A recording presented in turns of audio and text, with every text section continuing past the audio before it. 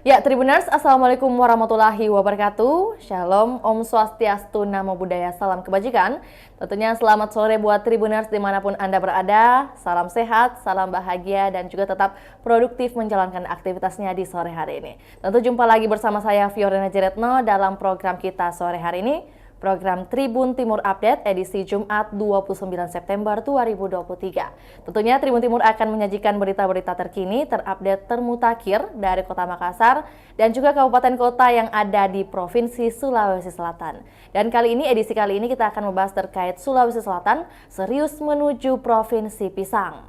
Sebagai pengantar, misi PJ Gubernur Bahtiar Baharudin menjadikan Sulawesi Selatan, Provinsi Pisang mendapat lampu hijau dari DPRD Sulawesi Selatan. Wakil Ketua DPRD Sulawesi Selatan, Syaharudin Alrif, mengaku gerakan gemar menanam pisang atau G2MP merupakan terobosan baru yang butuh didukung. G2MP disebutnya menjadi roda transformasi petani modern di Sulawesi Selatan. Lebih jauh, G2MP dinilai menjadi momen mengubah wajah Sulawesi Selatan dalam komoditas pisang. Sulsel bisa menjadi produsen hingga pusat industri pisang. Terkait anggaran, ia mengaku bisa disesuaikan kembali. G2MP bisa mendapat alokasi di perubahan hingga menjadi pokok di tahun 2024. Diketahui PJ Gubernur Sulawesi Selatan menargetkan 100.000 hektar lahan di Sulawesi Selatan untuk ditanami pisang. 1 hektar saja disebutnya bisa ditanami sampai 2.000 pohon, sehingga dengan 100.000 hektar, maka diprediksi bisa menghasilkan 200 juta pohon pisang. Untuk informasi lebih lanjut, kami sudah terhubung dengan jurnalis Tribun Timur, Faki Imtiaz, yang akan melaporkan lebih lanjut. Selamat sore rekan Faki. Selamat sore rekan Tio. Baik, sebelum itu bagaimana kabar rekan Faki? Alhamdulillah sehat. Baik, ya sesuai prolog yang Vio sudah sampaikan dan juga bacakan terkait adanya isu bahwa DPRD Sulawesi Selatan mendukung Provinsi Sulawesi Selatan menuju Provinsi Pisang. Tentunya ada rapat koordinasi yang telah diadakan sebelumnya hingga ditetapkannya penetapan ini membahas tentang ketahanan dan kedaulatan pangan dalam gerakan Gemar Menanam Pisang atau G2MP. Tentunya rapat koordinasi ini terselenggara di mana dan kapan diadakannya? Rekan Faki boleh informasikan buat Tribuners, silakan.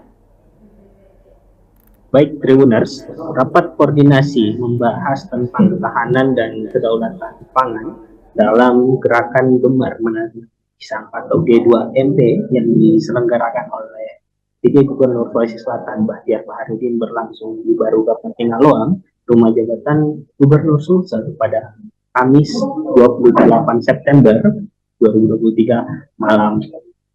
Rapat koordinasi ini sengaja dihadirkan oleh PJ Gubernur Sulawesi Selatan untuk merangkul seluruh pihak stakeholder jajaran dari pemerintah, dari pihak swasta, dari investor, akademisi, hingga masyarakat umum untuk sama-sama membahas bagaimana menyukseskan misi PJ Gubernur Sulawesi Selatan Bahtiar Baharudin yang ingin menjadikan Sulsel sebagai pusat dari produksi pisang dan industri pisang di Indonesia. Nah, dalam rapat koordinasi ini PJ Gubernur Bahtiar Baharudin banyak memberikan atau menyampaikan ide-idenya dalam menyusun rencana strategis mendukung program Gemar Menanam Pisang di Sulawesi Selatan. Bahkan PJ Gubernur Sulawesi Selatan Bahtiar Baharudin menghadirkan salah satu CEO PT Great Giant Food asal Lampung yang memang konsen di bidang komoditas pisang untuk hadir memberikan gambaran rancangan bagaimana menjadikan Sulsel sebagai pusat dari produksi pisang dan juga menjadi pusat industri pengembangan komoditas pisang menjadi komoditas jualan lainnya yang bernilai ekonomi seperti itu, Tio. Di highlight sekali lagi siapa saja pihak yang ikut serta terlibat dalam rakor tersebut. Tadi ada beberapa yang disebutkan, tapi mungkin untuk lebih jelasnya boleh disampaikan sekali lagi ada pihak mana saja? Ya, berbagai pihak memang dihadirkan dalam rapat koordinasi ini.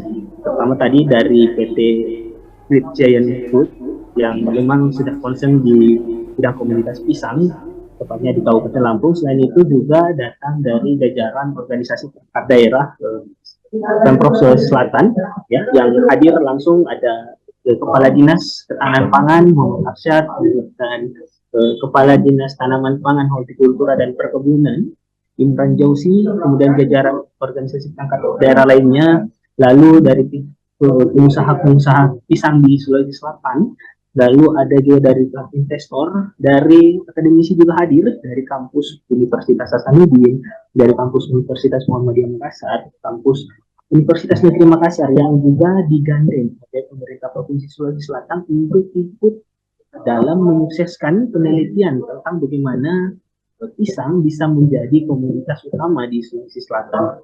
Selain itu ada juga dari kalangan petani pisang, kemudian dari jajaran dinas-dinas terkait Forkopimda Kabupaten Kota Sulawesi Selatan yang juga hadir.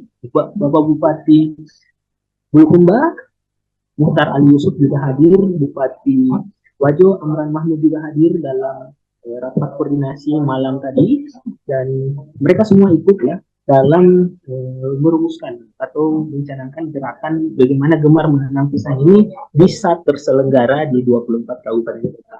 Bahkan juga perwakilan dari DPRD Sulsel, Wakil Ketua DPRD Sulsel Syahrudin Alrif juga ikut dalam diskusi memaparkan bagaimana dukungan dari DPRD Sulsel sendiri dalam menyukseskan program yang dicanangkan oleh PJ Gubernur Sulsel Bahtiar Baharudin. Seperti itu rekan Vio. Baik, ya tentunya dengan adanya gerakan atau program G2MP ini membuat masyarakat dan juga seluruh stakeholder yang ada di Sulawesi Selatan akan bergegas begitu mendukung program tersebut. Tapi mungkin kalau yang disampaikan oleh PJ Gubernur Sulawesi Selatan terkait tujuan program G2MP ini adalah mengarah kemana nih rekan Fakih?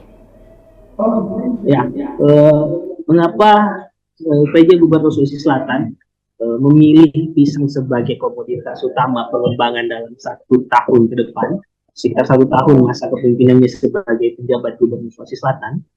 Bahtiar sendiri berangkat dari forum rapat koordinasi para pemimpin daerah yang terselenggara di awal 2023 lalu. Nah, saat itu Bahtiar Baharudin sendiri juga hadir sebagai perwakilan sebagai Dirjen Politik dan Pemerintahan Umum Kementerian Dalam Negeri. Nah, dalam rapat tersebut, Presiden Joko Widodo sudah memberikan arahan kepada seluruh gubernur, seluruh bupati, wali kota untuk concern pada satu komoditas utama yang bisa dibanggakan dan bisa menjadi lumbung utama dari daerah tersebut. Nah, dari rapat tersebut, Bahtiar Baharudin akhirnya memilih dan melihat ada beberapa daerah yang sukses seperti Indramayu dengan yang sukses dengan tanaman ataupun hasil mangganya. Nah, melihat hal tersebut, Bahtiar Baharudin akhirnya memilih pisang untuk menjadi tanaman budaya yang akan diproduksi Sulsel dengan jumlah yang besar dan akan diekspor sampai ke luar negeri. Kenapa pisang? Karena Bahtiar Baharudin menilai bahwa pisang menjadi makanan budaya di Sulawesi Selatan. Orang Sulawesi Selatan disebutnya banyak mengonsumsi pisang sehari-hari, dalam bentuk itu pisang sebagai buah maupun diolah seperti pisang goreng, barongko, dan banyak kue tradisional lainnya. Nah, hal ini yang membuat Bahtiar Baharudin berpikir bahwa pisang sebagai makanan budaya yang dikonsumsi seluruh masyarakat Sulawesi Selatan dan bisa dikembangkan di Sulawesi Selatan. Nah, ujung dari ide Bahtiar Baharudin ini adalah bagaimana Sulsel menjadi produsen pisang besar di Indonesia maupun di dunia. Bahtiar Baharudin ingin membawa Sulsel bersaing dengan negara-negara penghasil pisang seperti Filipina, Thailand, dan ingin membawa Sulsel sebagai ikut berkontribusi dalam ekspor pisang di dunia seperti itu. Tekan Tio.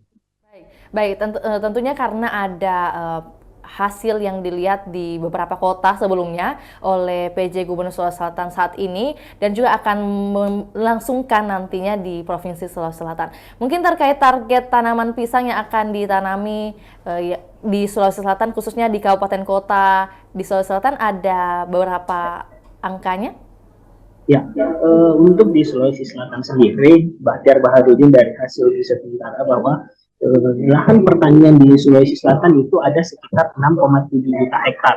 Namun dari jumlah tersebut, dari 6,7 juta hektar, baru 1,7 juta hektar lahan yang telah ditanami oleh petani, baik itu komoditas hortikultura lainnya. Nah, dari angka tersebut yang masih tidak belum ditanami ada sekitar 5 juta hektar. Nah, ini yang peluang ini yang dilihat Bahtiar Baharudin sebagai peluang untuk menanami pisang di Sulawesi Selatan. Targetnya dalam kepemimpinannya, PJ Gubernur Bahtiar Baharudin ini menargetkan 100.000 hektar lahan di Sulawesi Selatan.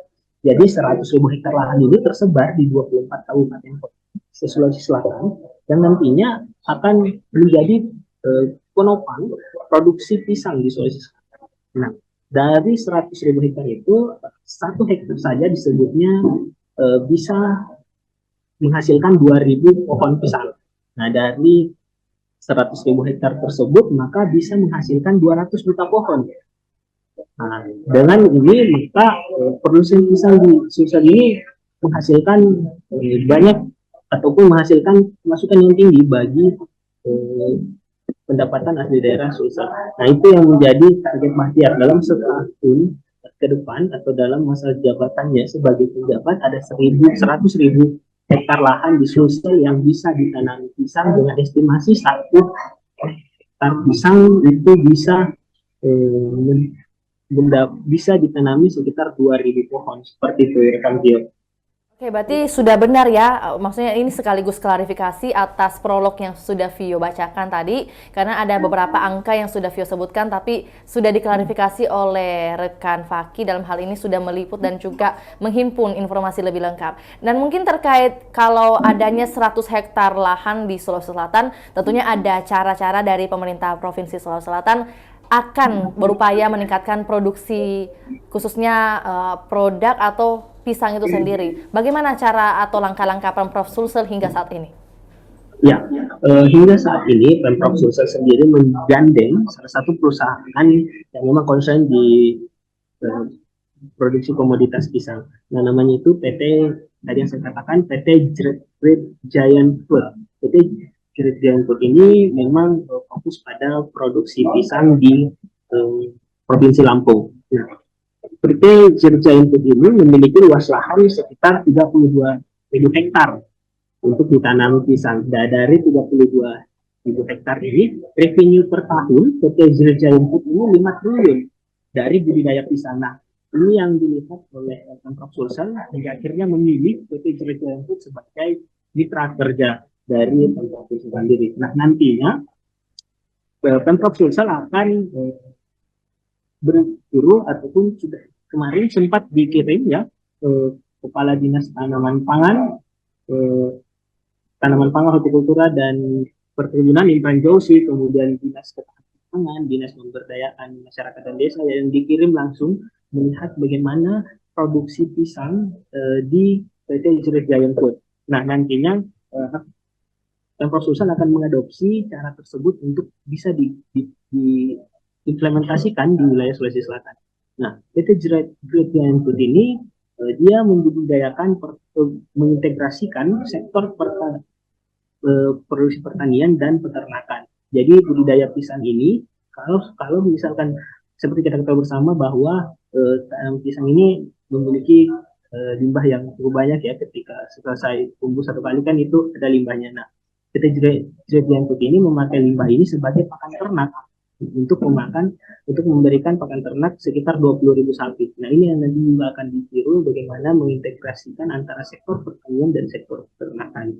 Kemudian untuk cara sendiri, Pemprov Sulsel sendiri akan dibantu oleh PT JJF tadi, nantinya akan diberikan pengarahan langsung oleh tim dari JJF dan juga ada tim yang dibentuk oleh Pemprov Sulsel, diberikan pengarahan bagaimana cara menanam, bagaimana cara memelihara, sampai bagaimana cara menghindarkan pisang ini dari penyakit yang bisa membuat kualitas pisang menurun. Nah, ini semua akan coba dipelajari yang saat ini sedang berlangsung oleh Pemprov Sulsel dari PT JJF dan nantinya akan diimplementasikan di produksi pisang di Sulawesi Selatan. Seperti itu rekan Tio.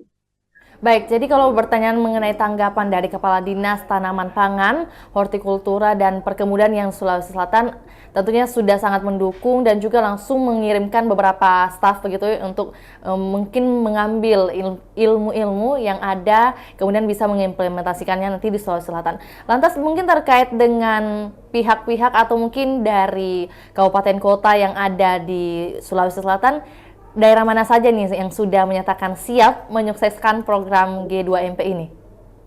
Ya, secara umum 24 kabupaten kota Sulawesi Selatan sudah menyatakan siap membantu menyukseskan program PJ Gubernur Sulawesi Selatan menjadikan Sulsel sebagai provinsi penghasil pisang. Nah, hingga saat ini memang ada beberapa daerah yang sudah mulai, salah satunya itu Kabupaten Wajo yang sudah menyiapkan 5.000 hektar lahan pertanian untuk ditanami pisang. Nah, itu sudah disiapkan, salah satunya di Desa Pasolereng yang sudah disiapkan oleh pemerintah Kabupaten Wajo. Selain itu juga pemerintah Kabupaten Bone juga sudah menyiapkan lahan. Pekan lalu PJ Gubernur Sulawesi Selatan Baktir Barudin sudah berkunjung ke Wajo dan Bone untuk memastikan kesiapan lahan tersebut, dan untuk bibit sendiri sudah diakomodir oleh Dinas Tanaman Pangan, Hortikultura dan Perkebunan Sulawesi Selatan. Imran Joshi sudah memastikan akan memberikan bibit-bibit pisang Cavendish untuk ditanam di kedua wilayah tersebut. Dan nantinya mengikut 24 kabupaten kota juga akan menyediakan lahan-lahan mereka untuk ditanami komoditas pisang seperti itu, rekan Vio. Kalau berbicara tentang komoditi hortikultura pisang ini, tentunya kan sudah ada sebelumnya sudah banyak begitu yang ada di Sulawesi Selatan. Untuk informasi terkait daerah mana nih yang paling banyak dengan komoditi hortikultura khususnya pisang ini, di daerah mana nih rekan Fakih? Ya, untuk di Sulsel sendiri dari tahun 2018 sampai tahun 2022 kemarin, data yang telah dihimpun memang setiap tahun produksi pisang di Sulsel itu meningkat. Tahun 2018 ada sekitar 136.000 ton, kemudian tahun 2019 meningkat 142.000 ton, tahun 2020 146.000 ton, meningkat drastis, kemudian tahun 2021 161.000 ton, serta tahun 2022 179 ton.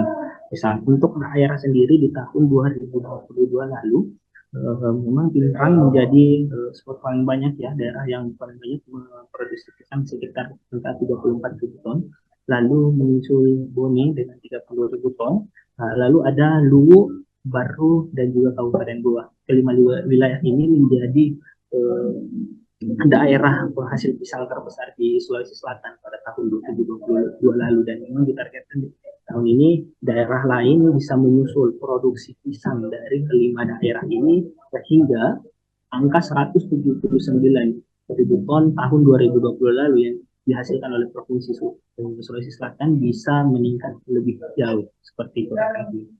Ya benar, tentunya dengan bantuan nanti oleh bibit-bibit yang akan dibagikan secara rata dan juga menyeluruh di beberapa kabupaten kota yang ada di Sulawesi Selatan, membuat atau juga menjadikan harapan dari PJ Gubernur Sulawesi Selatan bisa terrealisasi. Mungkin pertanyaan terakhir buat rekan Fakih terkait komoditas lain yang menjadi prioritas dari PJ Gubernur Sulawesi Selatan saat ini? Ya, untuk komoditas lainnya, salah satu ide yang disampaikan oleh PJ Gubernur Sulawesi Selatan, Baktir Barudin, adalah gerakan menanam cabai. Kita ketahui orang Sulsel itu banyak mengonsumsi cabai setiap harinya. Nah, ini yang dilihat Gubernur Sulawesi Selatan, apalagi ini cabai ini setiap pekan dievaluasi oleh Baktir Barudin menjadi salah satu penyumbang inflasi di Sulsel, yang di sekitar bulan lalu itu di tahun lalu angkanya 3,53% angka inflasinya.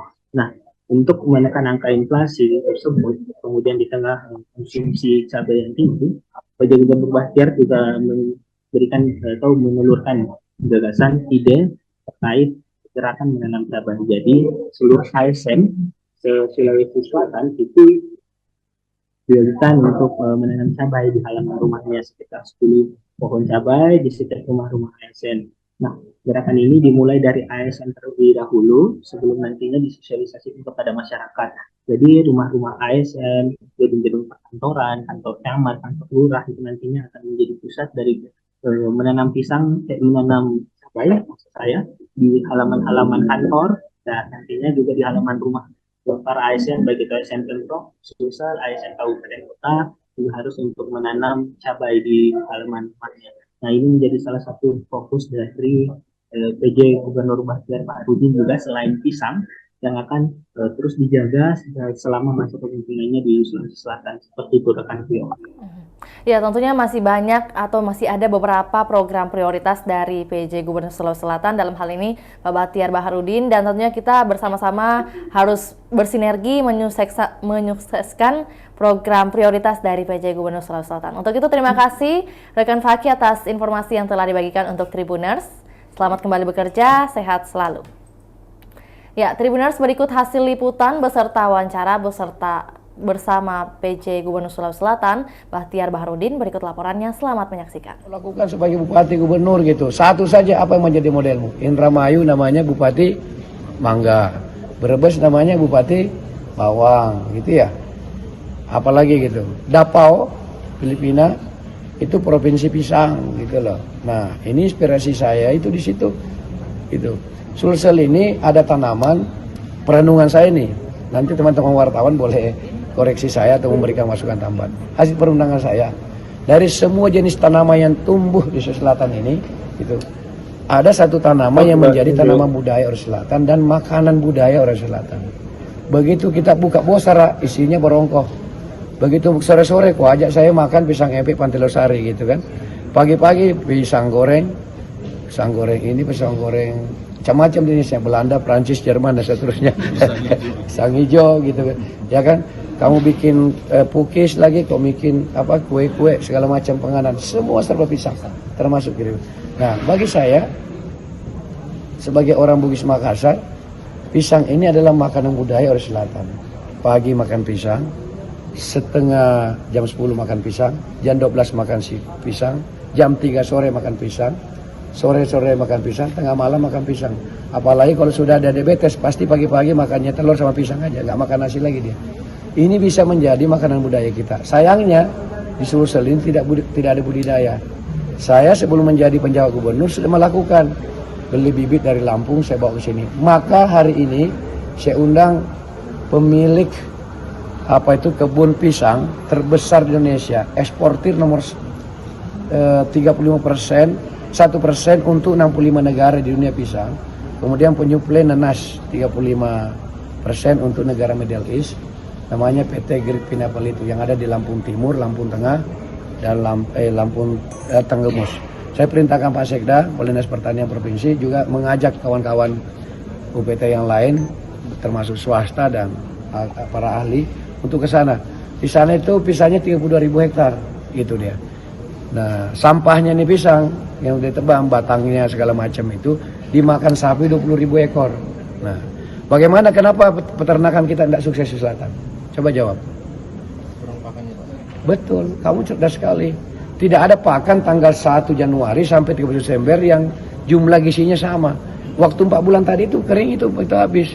Maka kalau mau beternak siapin dulu pakannya. Nah, salah satu pakan tradisional cabuk, ya itu tadi. Itu tadi pisang itu dimakan 20.000 ekor. Kalau kita makan pohon pisang 32.000 hektar, enggak bisa kita makan itu sampahnya pisang gitu kan. Nah, itu orang cerdas itu. Tapi memproduksi dalam jumlah besar, bayangkan saya beli di Lampung itu, namanya pohon pisang satu pohon itu 10.000 gitu kan. Kalau kita beli 20.000 pohon pakai 200 juta. Transportasinya ke sini 39 juta. Saya sendiri sudah melakukan. Gitu. Jadi kita perlu uang 239 juta baru sampai itu barang di Bone itu 20.000 pohon gitu. Karena kita masih produksi menol. Nggak ada sini kalau kita beli 1.000 pohon nggak ada, 10.000 pohon nggak ada. Karena kita masih menol. Nah, sementara sebenarnya bisa diproduksi massal dengan teknologi sederhana namanya kultur jaringan. Nah, Indonesia ini impor impor bahan-bahan seperti itu menghabiskan uang 4 triliun per tahun. Hanya sekedar beli bibit melon lah, bibit durian lah, bibit nangka lah, macam-macam itu ke Thailand, ke Taiwan, macam-macam negara penghasil dan seterusnya. Mesti bisa produksi. Yang 10.000 itu bisa tekan harganya itu mungkin ya cukup dengan 3.000 perak begitu. Jauh sekali penghematannya. Sama tadi yang saya cerita kawan-kawan. Bayangkan ratusan tahun di pantai timur itu tidak ada pelabuhan-pelabuhan. barang gitu, kontainer mulai dari utara sampai Sinjai. Apa yang terjadi? Jalan-jalan kita antara Makassar dengan menghubungkan daerah tersebut, itu cepat rusak. Karena barang-barang mulai dari barang sembako yang ringan sampai baja, Anda angkut pakai truk-truk ke jalan-jalan yang sempit itu. Jadi daya tahan jalan juga menjadi cepat rusak. Coba kalau kau bikin itu namanya pelabuhan, berapa efisiensi kita terhadap jalan-jalan kita ratusan kilometer itu. Nah ini tidak pernah dipikirkan. Saya gubernur memikirkan karena sudah lama saya untuk kampung saya ini. Walaupun saya 28 tahun merantau, tapi bukan saya tidak mengerti apa yang terjadi di wilayah ini. Saya mengerti apa yang terjadi dari sisi darat, laut, udara dan seterusnya. Dari sisi udara misalnya gitu, kita kesulitan. Kita keluar Sulsel ini kan hanya dua cara, hanya dua saja keluar negerinya, hanya Singapura saja dengan Malaysia. Bagaimana bisa kita maju ke daerah ini? Hanya kita aksesnya hanya dua negara. Kita tidak bisa akses langsung ke China, Jepang, Korea. Semua harus ke Jakarta dulu. Padahal lebih jauh jaraknya. Kita kan berada di lintang utara. Pulau Jawa ini kan lintas selatan. Selisihnya 2 jam. Itu. Korea ke sini cuma 5 jam. Korea ke Jakarta 7 jam. Penghematan mestinya kenapa harus putar-putar ke sana? Dari sisi lautnya. Laut juga demikian. Barang-barang yang kita ekspor harus transit Surabaya dulu. Lewat Selat Malaka. Mampir dulu di Singapura. Pasti dicap itu mahal sekali biayanya. Nah, kalau pelabuhan ini bisa langsung ekspor ke China, Jepang, Korea, dan negara-negara lintang utara kita, itu kita menghemat banyak sekali melalui Alki 2 saja. Gitu. Nah, tapi ini kan bukan porsi saya untuk mengatur lalu lintas udara dengan lalu lintas perdagangan laut. Nah, ini bagian akan saya perjuangkan sebagai penjabat gubernur. Kalau tidak mengubah ini, produksi kita itu nanti terus harganya murah terus. Karena kita tidak bisa bawa keluar ke negara itu menjadi tidak kompetitif. Jadi selain kita memikirkan apa yang terjadi di daratan Sulawesi Selatan, kita juga harus memikirkan harus keluar dengan pulau-pulau lain atau negara-negara lain di dunia. Jadi insya Allah pelan-pelan secara bertahap saya ajak diskusi, brainstorming kawan-kawan di provinsi. Saya tahu di Pemprov ini di terus-terusnya ini nggak ada darat, ada laut sama ada udara. Itu yang bekerja di desa kelurahan. Ini komandannya yang boleh kita tahu. Kemudian Pak Kadi harus besar. Kasih gelas satu, kasih tahu. Lain kemana? Jakarta. Oh ya, saya baru pergi selisih pesawat dari Kedung Udara bersama ini. Kemudian Pak Kaminda, salah saya Pak Komandan, ini teman operasi saya di Papua. Ini dulu, ini banyak penumpang. Kami sering operasi sama-sama di Papua, cuma dia di hutan, saya di kotanya. Karena kita sibuk di kotanya, cuma di hutan ini. Mengoperasi di Papua, sampai di Papua. Kemudian sahabat saya sebutnya juga Pasida Selatan, kemudian Bupati Wali Kota, kemudian Bupati Goa, kemudian Bupati Wajib tadi masuk Pak Amran. Minggu lalu saya sudah lihat ada 5.000 hektar sudah ada di lahannya. Kemudian Bupati Goa ini bos ikan sekaligus yang banyak durian yang baru nanam durian di hektar kemarin. Di sini nggak ada institusi, jadi kalau institusi sini nggak laku sih, yang besar semua sih. Kalau kita kalah, yang kiri, kontak kiri Bukit ini PJ Bukit Kalah, PJ Bupati Kemudian masih habis. Ini sudah siapin 20.000 hektar, yang siap di depan mata dan sekitar 100-200 sudah. Kemudian Bupati Wali Kota Balikpapan kemudian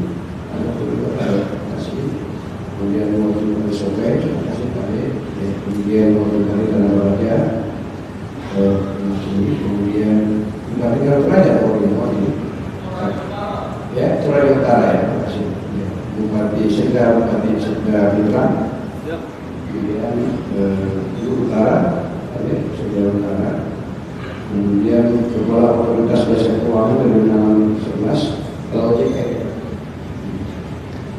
Kemudian Rektor Unisma dari Pak Kiai, lalu sebagai Ketua Muhammadiyah Selatan, saya sudah bertemu dan tidak sudah jadi mau kasih lab kulturnya yang mewakili Rektor BUMN, Presiden Makassar, dikicil. Nanti juga kita janji mau kasih satu untuk jaringan yang mewakili Rektor Unas, tidak Fakultas Pertanian kawan-kawan Unas itu ada Profesor Bisa. Jadi khusus penyakit cerilang kalau orang bilang ini. Merah itu apa namanya? Darah Pak? Darah. Tapi bukan cuma darah itu. Nah itu Profesor Islam. Di sini ya secara memang siapa Profesor Islam? Tidak banyak Profesor ini di Indonesia. Jadi saya kulit ilmuwan bisa Indonesia tidak banyak. Doktornya bisa. Gitu. Bukan dokter daunnya, bukan dokter batang, bukan dokter kulitnya, jadi nggak banyak di Indonesia. Saya kira mungkin ilmu pertanian, biologi harus berkembang juga. Apa skripsinya tentang pisang, apa itu tesisnya penelitian disertasi tentang pisang. Untuk itu ya peneliti itu. Jadi harus kita punya peneliti utama di bidang pisang yang praktek dia terus. Kalau tidak mengembangkan ilmuwan, nanti kita ketinggalan. Karena riset dengan perkembangan itu harus sejalan. Ini coba kita temukan ini segala macam. Jadi supaya kampus ini tidak bergerak sendiri, tidak bersesuai dengan alam nyata di masyarakat. Kita pelan-pelan sambungkan hidup anak-anak ini dan kehidupan nyata di masyarakat. Jangan hanya berlari di tesis dan penelitian kertas. Ini sudah kita ada. Kita satukan dalam satu gerak langkah untuk menjawab tantangan ini. Pimpinan BPD kepala sosial ya, hidup PTPN bos gula ini tepuk sosial apa sudah punya baik tidak ada lagi yang ada tinggal sedikit kan sawit gitu. Besok saya minta tolong dia sawitnya diganti pisang saya semua. Nanti kalau bisa meyakinkan bahwa ini ya bisa lebih tinggi daripada nilai kembali tebu, ya kita diskusi sama BPM kan wanita juga. Gitu. Kenapa enggak? Hari ini toh beliau BPM ini juga kan mewakili negara juga, pemerintah juga. Cuma kalau kami minta pemerintah yang uangnya sama Menteri Keuangan ini kekayaan negara yang dipisahkan. Jadi beliau pemerintah juga. Semua bergerak untuk menghadirkan sejahteraan juga. Jika kawan BUMD hadir. Banyak sekali teman-teman dari belakang juga saya ingatkan saya tidak satu. Tapi ini pertemuan ini dan kepada yang hadir melalui virtual ini hari virtual kan di nonton seluruh Selatan dan saya suruh juga teman-teman di Australia. Terima kasih rekan-rekan pers gitu. Ini malam penting buat saya.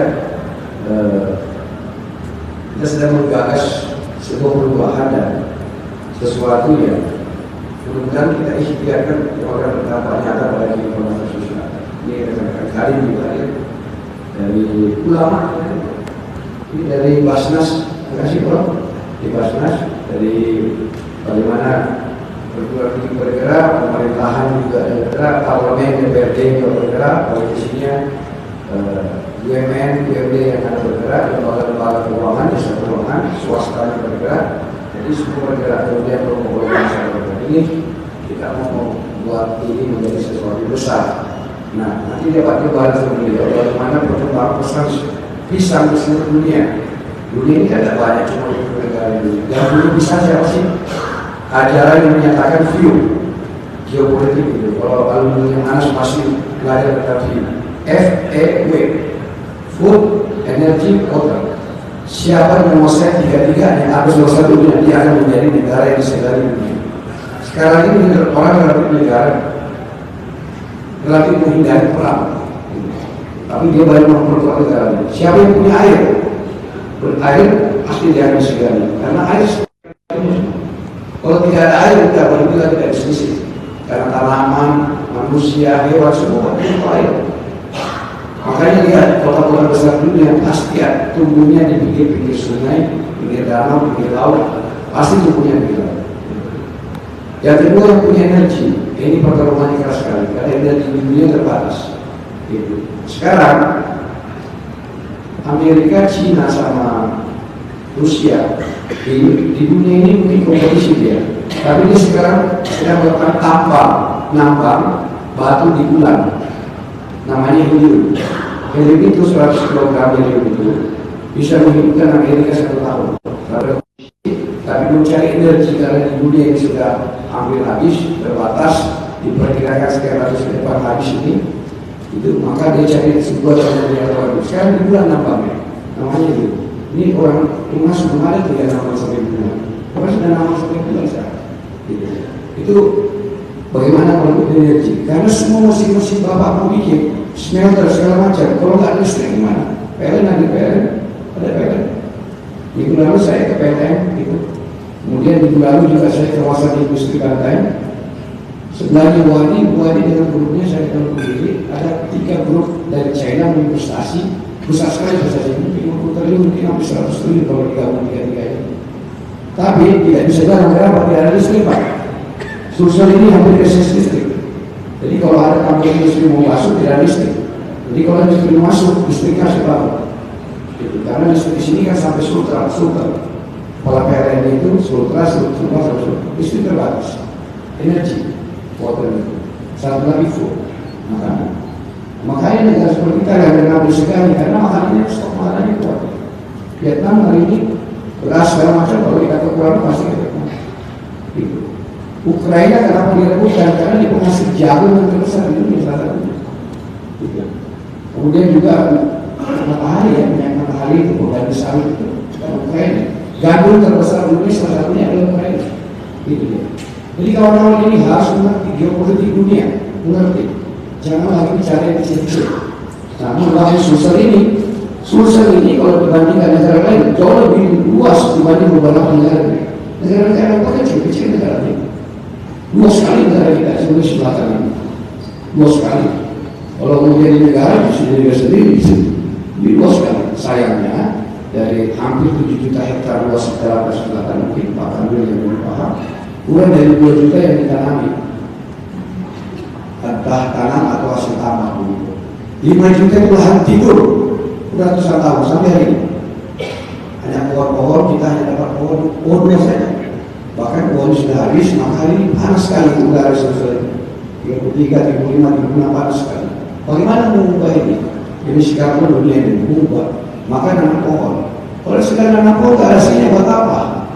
Gitu. Bisa kita sama pasti. Maka nanam pohon yang menghasilkan itu, nanam buah apa segala macam. Nah, kita karena waktu saya singkat ada sebuah produk makanan dan tidak sekedar mengapa bisa filosofinya. Jadi filosofinya bisa itu karena sadar atau tidak sadar orang Bugis Makassar, Nanda Toraja, orang Sulawesi ini secara alamiah di dalam tubuhnya orang Bugis Makassar ini ada 2 makanan, 1 ikan. Di dalam tubuhnya orang Makassar ini Bugis Makassar, Selatan 1 ikan. Pagi makan ikan, siang makan ikan, malam makan ikan.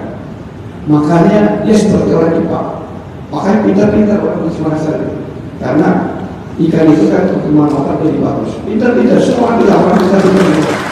Bahkan sehingga ini Ya, demikian laporan Tribun Timur Update edisi Jumat 29 September 2023. Saksikan terus perkembangan terbaru dari berbagai daerah di Sulawesi Selatan hanya di kanal YouTube Tribun Timur, Facebook Tribun Timur, dan juga Tribuners dapat akses baca berita di website www.tribuntimur.com. Untuk itu, saya Fiorna Jaretno mewakili kru yang bertugas pamit undur diri. Assalamualaikum warahmatullahi wabarakatuh. Sampai jumpa.